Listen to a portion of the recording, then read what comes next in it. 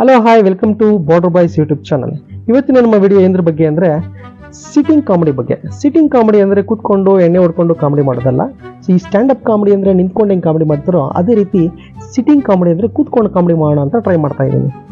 ಬೆಳಿಗ್ಗೆ ಎದ್ದ ತಕ್ಷಣ ಮೊಬೈಲಲ್ಲಿ ಒಂದು ಕೋಟ್ ನೋಡಿದೆ, look up the stars be aware of the streets ಅಂತ ಇತ್ತು. ಚೆನ್ನಾಗಿತ್ತು ಅಂತ ನನ್ನ ಫ್ರೆಂಡ್ಗೆ ಫಾರ್ವರ್ಡ್ ಮಾಡಿದೆ. ಅವನು ಅದಕ್ಕೆ ಏನಂತ ರಿಪ್ಲೈ ಮಾಡ್ದೆ ಅಂದರೆ, look up the stars be aware of the streets and also be aware of the street dogs ಅಂದ. ಯಾಕೋ ಮಗ ಹಿಂಗಂತ ಇದೆಯಾ ಅಂದೆ. ಅವನು ಹೇಳ್ದ, ಮಗ ರಾತ್ರಿ ನಡ್ಕೊಂಡು ಬರ್ತಾ ಇದ್ರೆ ಬೀದಿಯಲ್ಲಿ ಈ ಬೀದಿ ನಾಯಿಗಳು ಕೊಟ್ಟಿದ್ದ ಕಾಟಕ್ಕೆ ನನ್ನ ಓಟ ಹುಸೇನ್ ಬೋಲ್ಟ್ನೇ ಮೀರಿಸ್ತಾ ಇತ್ತು ಮಗ ಅಂದ.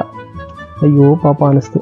ಈ ಸ್ಟ್ರೀಟ್ ಡಾಗ್ಸು ಪೆಟ್ ಡಾಗ್ಸು ಅಂದಿದ ತಕ್ಷಣ ನನಗೆ ಇನ್ನೊಬ್ಬ ಫ್ರೆಂಡ್ ಇದ್ದಾನೆ, ಅವ್ನು ನೆನಪಾಗ್ತಾನೆ. ಈ ಪಕ್ಷಿ ಪ್ರೇಮಿ ಸಲೀಮ್ ಅಲಿ ಹೇಗೋ ಇವನು ನನ್ನ ಫ್ರೆಂಡು ನಾಯಿ ಪ್ರೇಮಿ ಮೊಯಿನ್ ಅಲಿ. ಒಂದು ವೀಕ್ ಹಿಂದೆ ಅವ್ರ ಮನೆ ಹತ್ರ ಹೋಗಿದ್ದೆ.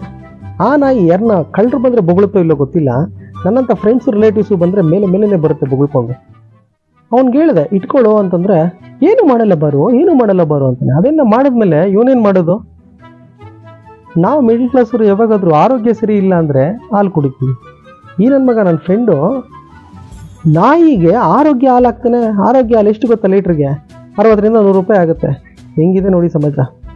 ಆಯಿತು ಅಂತ ಮನೆಗೆ ಹಂಗೆ ಹಿಂದೆಗೆ ಬಂದು ಹಿಂತಿರುಗಿ ಮನೆಗೆ ಬಂದು ನ್ಯೂಸ್ ನೋಡ್ತಾ ಇದ್ದೆ. ನ್ಯೂಸಲ್ಲಿ ಬಂತು, ಸುಪ್ರೀಂ ಕೋರ್ಟ್ ಆದೇಶ ಅಂತೆ, ಬೀದಿ ನಾಯಿಗಳು ಯಾವುದು ಬೀದಿಯಲ್ಲಿ ಓಡಬಾರ್ದು, ಎಲ್ಲ ಲಾಕ್ ಮಾಡಿ ಅಂತ. ಹೋಗ್ಲಿ ಬಿಡಪ್ಪ, ನಾಯಿಗಳನ್ನ ಕಮ್ಮಿ ಆಗುತ್ತೆ ಬೀದಿಯಲ್ಲಿ ಅಂದ್ಕೊಂಡೆ. ಆಗ ಸ್ಟಾರ್ಟ್ ಆಯ್ತು ನೋಡಿ, ನಾಯಿಗಳನ್ನ ಕಮ್ಮಿ ಆಗ್ತಾ ಬಂತು. ಆದರೆ ಈ ನಾಯಿಗಳನ್ನ ಪ್ರೀತಿಸುವಂಥ ಜನಗಳಿದ್ದಾರಲ್ಲ, ಅವರೆಲ್ಲ ಬೀದಿಗೆ ಬಂದ್ಬಿಟ್ಟು.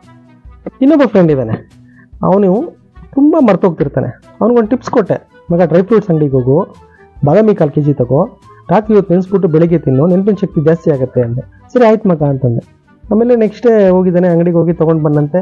ಆಮೇಲೆ ಅದ್ರ ನೆಕ್ಸ್ಟ್ ಡೇ ಕಾಲ್ ಮಾಡಿದೆ, ಮಗ ನೆನೆಸ್ಬಿಟ್ಟು ತಿಂದೇನೋ ಬಾದಾಮಿ ಅಂತ ಕೇಳಿದ್ರೆ, ಮಗ ಎಲ್ಲ ತೊಗೊಂಬಂದೆ, ಆದರೆ ಏನು ಮಾಡೋದು, ಡ್ರೈ ಫ್ರೂಟ್ಸ್ನ ನೆನೆಸೋದೇ ಮರ್ತೋಗಿದ್ದೀನಿ ಅಂತ ಹೇಳಿ. ಇಂಥ ಮರವಿದ್ರೆ ಯಾರೂ ಕಾಪಾಡೋಕ್ಕಾಗಲ್ಲಲ್ವಾ? ಸೊ ವಿಡಿಯೋ ಚೆನ್ನಾಗಿದ್ದರೆ, ನಿಮಗೆ ನಗು ಬಂತು ಅಂತ ಅನಿಸಿದ್ರೆ ಲೈಕ್ ಮಾಡಿ, ಕಮೆಂಟ್ ಮಾಡಿ. ಬೇರೆ ಯಾವ ಥರ ಮಾಡಬೇಕು ಅಂತ ಏನಾದರೂ ಸಜೆಷನ್ಸ್ ಇದ್ದರೆ ಕೊಡಿ, ಹಾಗೆ ಶೇರ್ ಮಾಡಿ. Thank you very much.